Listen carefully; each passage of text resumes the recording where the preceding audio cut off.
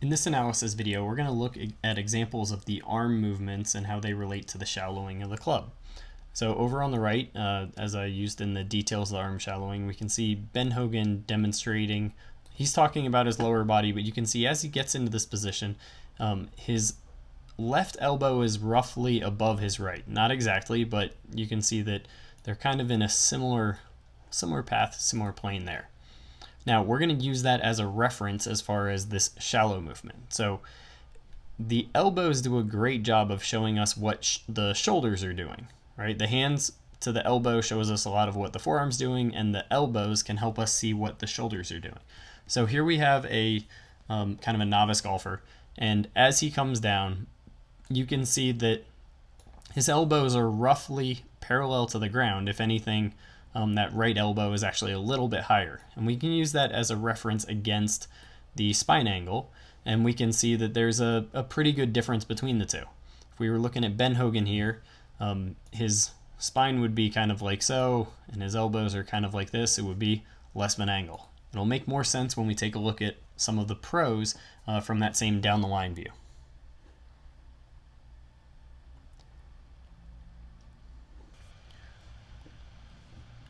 So now over here on the left, we're going to have a golfer who tends to battle hooks because he does most of his shallowing from his body. And then over here on the right, we have Carl Pedersen, who's an awesome ball striker. So we'll use the elbow location during the backswing as kind of their reference. So you can see that roughly Carl's spine is kind of like this, and at this point his arms are more or less perpendicular to it. Now, as he goes up towards the top of the swing and he starts back down, you can see that the spine angle pretty much stayed the same, but now instead of having the right elbow above, the right elbow is below or closer to that angle of the spine. So here we have those same two lines over on the left. As he goes up, we'll see that there's a big shift as far as what his elbows look like, but you can also see that there was about an equal shift in what's going on with his body. So the other way to kind of look at it is he gets to a similar elbow orientation as Carl, but Carl did it while his posture, if anything, got steeper by dropping slightly down, where the gentleman on the left did it by standing up. We're going to take a look at a few more tour pros to see examples of this elbow orientation during the transition position.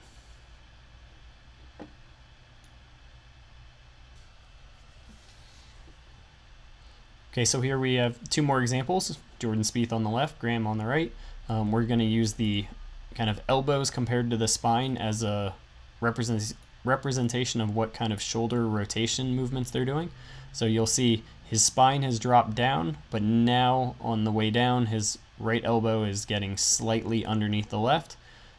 Graham is going to do it a little bit more, so we'll see those elbows roughly parallel to the ground at this point. His spine is actually getting down, but we can see that as he comes down, now his right elbow is underneath the left, similar to what Ben Hogan was demonstrating in the early part of the video. Let's look at a few more. So here are two more fun examples. We have Kenny Perry on the left and Sergio on the right. Now Sergio will actually demonstrate that he does not do a lot of that rotation from the shoulders. You can see that the elbows, which is going to give us a better indication of what's going on at the shoulders, is relatively level. Now he still gets it to flatten, which means he's doing it more from his forearms because that's his only other option. But that's the only other way that you could have your upper body go down slightly the way that we want during transition, which is an indication of how well you are using the ground. So here we have Kenny Perry up at the top of the swing with his slight loss of posture. So you'll see that upper body start working down, but you can see that right elbow working underneath the left and that left arm slightly rotating. That's what helps get in that appearance of the elbows more parallel to the spine angle as opposed to perpendicular as we saw with the amateurs. Now I like to show you some of the differences between the driver and the iron anytime I'm doing these videos. So here we have Steve Stricker with the driver. You'll see that right elbow gets well under the left, so he's created that shallow movement with the shoulders. But here he's hitting just a 3/4 wedge, and you'll see that as he comes down, even though the spine angle is relatively the same, you can see that he hasn't had nearly as much of the shoulder rotation. So it's not as critical for the short shots. Phil Mickelson would be another one who doesn't make the adjustment with his driver, and that's part of the reason why he struggles with the driver. And one more set of examples. I wanted to show you that it is possible to see from the face-on view. I think it's easier from the down the line, but from the face-on view, what you'd be looking for is the ability to see that trail arm underneath the lead arm as they approach delivery position. So kind of down in this area, and then looking at the timing of when you start to see that left arm on top of the right. That's giving you an indication of how much those shoulders have rotated. So here, camera's a little bit higher, but you can see the point of that elbow. Actually, Nick Watney does it more than Graham, but you'll see a similar movement where we can see that right elbow just underneath the left as they approach delivery position.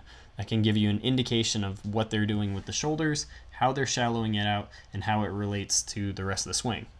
This shoulder movement is one of the movements that I see unlock a lot of things for the amateurs, but some of the coaches who use our site have indicated that it's one of the key movements that they use, especially for golfers who tend to get over the top, struggle with open club face, and tend to struggle with having enough body rotation on the way through. So if that fits your description, consider looking into the different videos we have on how to properly shallow out the club using your arms.